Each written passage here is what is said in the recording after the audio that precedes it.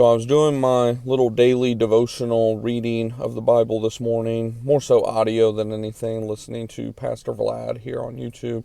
And I was listening specifically to, Mark 7, I believe this morning, 7, 13, 14, I believe, somewhere around there. And it was talking about the road less traveled. And of course, I'm in my business mindset on top of that. It's morning. I'm getting everything going. If you're not, a believer, follower of Christ, whatever the case may be, that's not necessarily what this video is about. Again, it just got me thinking about the road less traveled and how we can correlate this to business. I always like to, whenever I'm even reading the Bible in the morning, I read it, in the morning and ideally at night if I have time. And in the morning, a lot of time, I'll reflect it in terms of a business aspect. And then in the afternoon or evening before I go to bed, relate it more so to life and all that type of stuff. So how does this idea of the road less traveled, the road less traveled means there's a very narrow path to get to righteousness, right?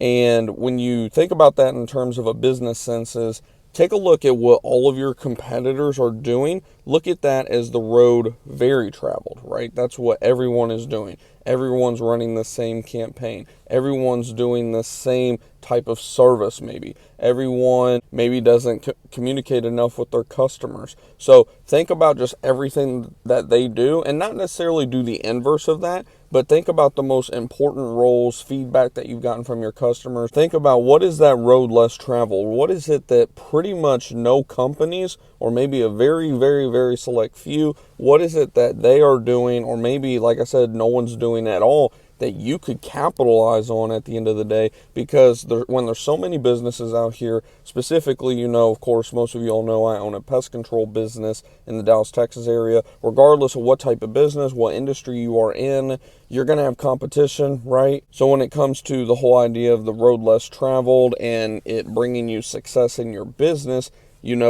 it's really the whole point of entrepreneurship and being a business owner as a whole is how do I solve people's problem a different way than what everyone else does? That way I can capitalize even more than what the entire market does. What makes me different at the end of the day? And once you find the answer to that question, and it's not just a one and done type of question, it may evolve. The road less traveled may become the road that everyone adopts. And then, you need to find that next road less traveled. It's not necessarily just something you figure out once and you're done. It's always evolving, at least from my experience. But at the end of the day, I can promise you, even from my own experience, in 3+ years of running our pest control business, when you go down the road less traveled, it'll oftentimes lead in better results, which leads to better success for you and your business. So hopefully this quick little message, maybe got your gears turning in terms of thinking about the road less traveled. And if you're, a follower of Christ or, believer in general, of course, then, maybe shine a little bit of light from a biblical perspective. If you're new to the channel, new to me, of course, my name is Griffin Thomas. Like I mentioned a few minutes ago, I own the company Preferred Pest Management here in the Dallas, Texas area.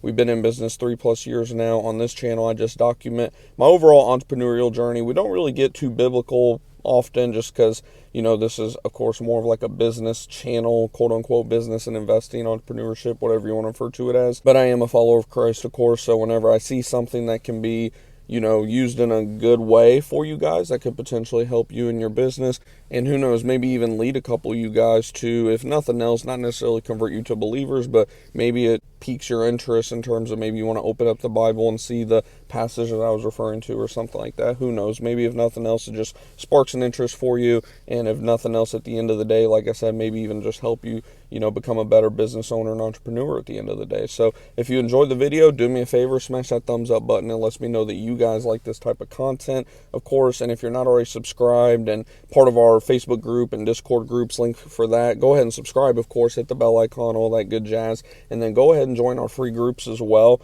Links for that are in my LinkTree down below in the description box. And if you have any questions or have any video ideas for me, as always, drop them in the comments below. And let me know if there's any Bible verses that you guys like or anything like that when it comes to business, entrepreneurship, things of that nature. I know a lot of times it can be very hard to try to connect it to. A lot of people think that they can't really correlate, but there's a lot of Bible verses that, actually prove the quite opposite. So Let me know what your favorite Bible verse is when it comes to entrepreneurship. Not even just entrepreneurship, but what's your favorite Bible verse down below for those of you that read the Bible and all that good stuff. And I appreciate you all as always, and I will see you all in the next one.